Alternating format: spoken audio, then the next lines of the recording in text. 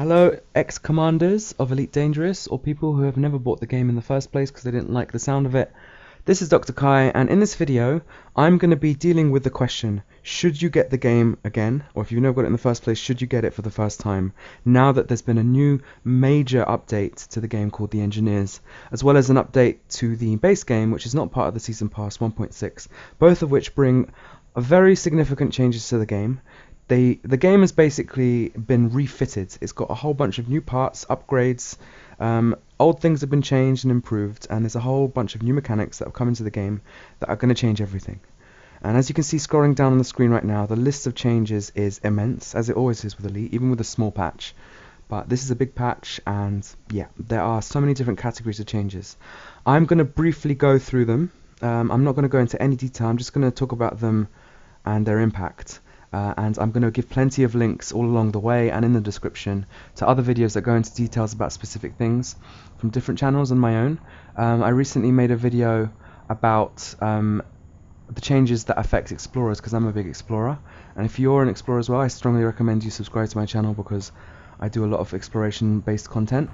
And yeah, so before we get any further, I do just want to mention that I'm of the opinion that there's so many changes, and the changes are so significant that everyone should try it again.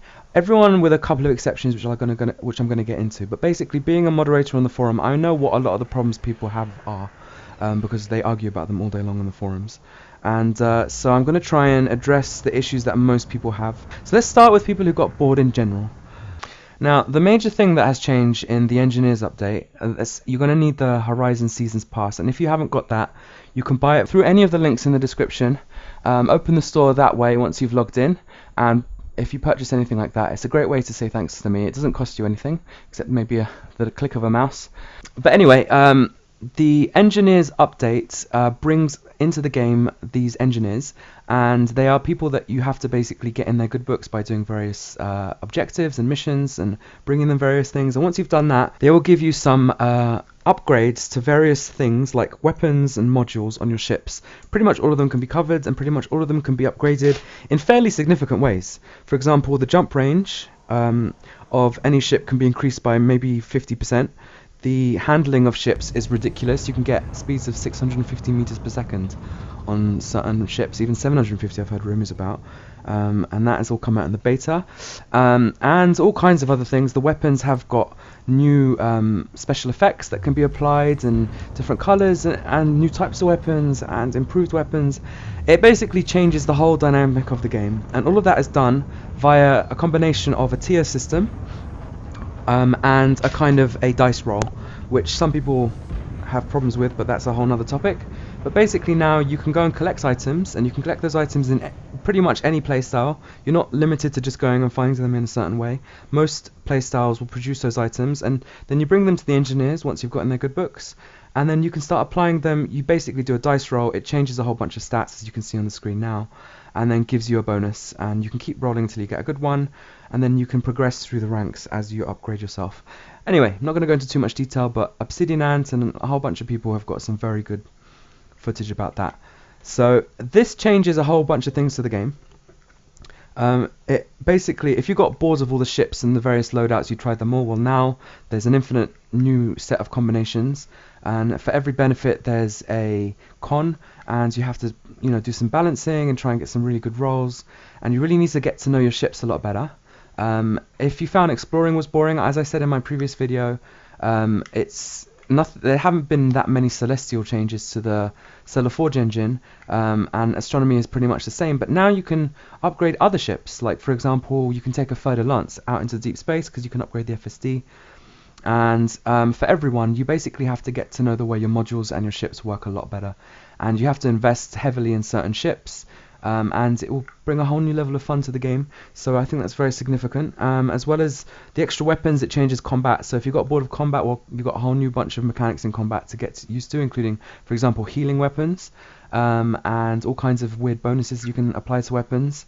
And looting and crafting in general is a lot of fun. It's very MMO-ish. A lot of people that play other MMOs would know that it can be a lot of fun looking for items and looking for good rolls and things like that. You may also hate that, so maybe now's the time for you to leave the game, or definitely not come. But at least I would say give it a try, because it's addictive, it's fun, and it's not as bad as it sounds.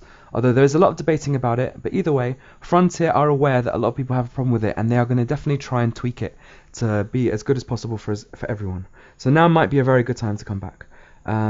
If you got bored of mining, well, now you can mine in ice fields. I think that's a massive change, because most people would agree that ice rings are the most beautiful places to go mining, and now that there's actual good stuff to find there, as well as the better AI, so if you go to res sites, then you're going to have a lot more fun there, but we're going to get to that later on. And yeah, in general, they've gone back and addressed a whole bunch of issues, and if you read the list of patch notes, then you'll see that they've gone back to pretty much everything over the last year and a half and sort of tweaked it, made changes. There's now bookmarks on the galaxy map, there's bug fixes, the works. So it's definitely, if you were bored of the game in general, then there's a lot more life in the game for you to try out. Also, the missions are better, and that's what I'm going to get onto next. So also for those people that basically they weren't bored, but they found the missions were rubbish, and they do like a bit of solo play, or playing by themselves at the very least, well, the missions have changed completely. As Obsidian Ant has made a video about, and you can see on the screen now, he's given me permission to use this footage. I've sold my GPU, so I can't make my own at the moment. But basically, the first major change about missions is that there's no more random jumping into unidentified signal sources, even on planets. Everything has changed now, and already, before I even finish that sentence, you're probably going, yes! Because I did. Basically now, there are specific locations for missions, and you have to find them by scanning things. So you come into a system now, you scan the nav beacon, for example, or you honk your ADS if you've got one, and it will give you an updated location. Maybe it's on a planet's surface if you've got horizons, maybe it's in space. You go there, when you get closer, you'll scan the new place, and you can pinpoint the exact location of the thing you have to kill, or find, or whatever it is. Also, the mission givers themselves will pop up and give you new locations. Things will change. It's a lot more dynamic. Also, as you can see on the screen now, the actual mission interface has changed completely. So the first thing you'll notice is there's people that actually give the missions. There's pictures of them, so that makes it more fun. It gives you more of a connection to them. There's a lot more background information on the missions, and tells you why they're doing it, and you can feel more connected that way as well. There is a lot more information about how it's going to change the influence of the sub-faction you're working for and things like that. So the background simulator and the missions are tied in more closely. And yep, and the way missions work now, no longer do you need a certain rank to be able to even do a mission. You can do any mission, but depending on whether you're overranked or underranked in whatever area it is, you'll find the mission easy or hard. And so that's a lot of fun, but you get better rewards, and there's new types of rewards. You can get certain loots as rewards, you can get certain special items, you can be given a location of something fun as a reward. And also, like, when you're doing the mission, especially on the surfaces, if you've got horizons, there's now surface combat, and that is extremely interesting. And you can see on the screen now, surface combat is amazing. I've been showing it for a while now. It's beautiful. And you can be pirated while you're on the surface, you can be scanned by the police when you're on the surface. Everything's changed. So for you guys, I definitely recommend trying the game again. It may still not be up to par of the level of fun of the missions in the original Elite games, but it's definitely a step in the right direction, a big step in the right direction, and you might actually find a lot of satisfaction and life in the game added. But for the people that found the game lifeless in general, there is a lot more life in the game now, and obviously it depends what specifically you found lifeless about the game. If the game felt like it had a lot of stuff, but all that stuff was basically dead, just dealing with numbers and engines and algorithms, and there was no face to it, well, as you can see, there are avatars now in the game. They're randomly generated, but not completely randomly. Their attributes will be based on the type of person giving them. Every station now has a lot more life and bustle to it. And especially the way you're spoken to by NPCs and all that. There's always a face, always a picture, that's always new and fresh and looks like really cool, and that adds a lot of life to the game. And also the station controllers themselves, you know, like every station has a different controller, and he tells you like, this is a no-fire zone, please, anyone caught loitering will be shot, blah blah. Well, these guys actually communicate and talk to you as you approach the station, as any kind of flight controller would. They deal with you all the way in, as you can see on the screen now, and you can hear. But that adds so much life to the game, you cannot imagine until you've tried it. Especially seeing as there's so many different ones and they have so many different things to say.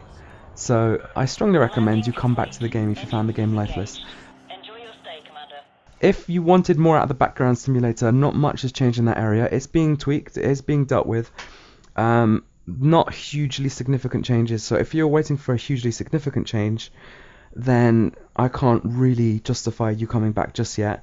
But if you just wanted it a little bit of tweaking, then it has definitely been tweaked very consciously by Frontier in this update. And by the way, for missions and for everything I just said just now, that's got nothing to do with Horizons. Horizons people get it, but if you've not got Horizons Season Pass or you're not getting 2.1, the 1.6 update covers it. Now lastly, the guys who found the game too easy. Cornelius, the really incredible YouTuber who's I have so much respect for, he's probably the ultimate guru of the game. He knows the game mechanics, the combat mechanics especially, inside out.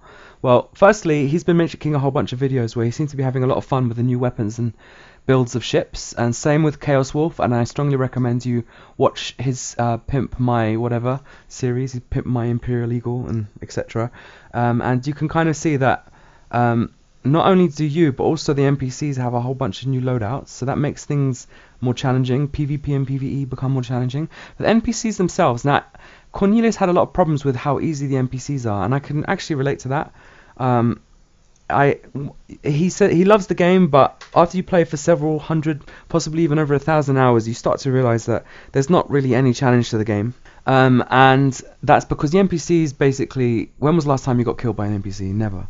So apart from a bit of debate about how hard they should be, they have been made harder in the beta, and in the live update they're going to be hard. They're going to be fairly hard. Whether they're dangerous or not now remains to be seen, and depends on your abilities and your skills. But they are definitely being tweaked at the moment, and that issue is being addressed. And if you watch Command Egyptian's video, which is being shown right now, I got permission from him to use his video. You will see that the NPCs are not only have they got more realistic tactics when they fight you, the AI is strongly improved. They are more difficult. They take longer to kill. They're more advanced in terms of when they run, what equipment they use, and how they use it. So the game is definitely harder now. Whether it's hard enough for you, only you can decide that. So I strongly recommend you come and at least try it. Okay, the open versus solo guys who've got a problem with the game. The people that don't like open, they don't like solo, they don't like the fact that there's both or one or the other. Yeah, I have got nothing to say to you guys. If you left because of that, then don't come back, because nothing in that has changed, and that's all I have to say about that, unfortunately. But overall, the consensus is, for the vast majority of people, this is a very big and very significant update that changes a lot of things. It also goes back and addresses a lot of the problems.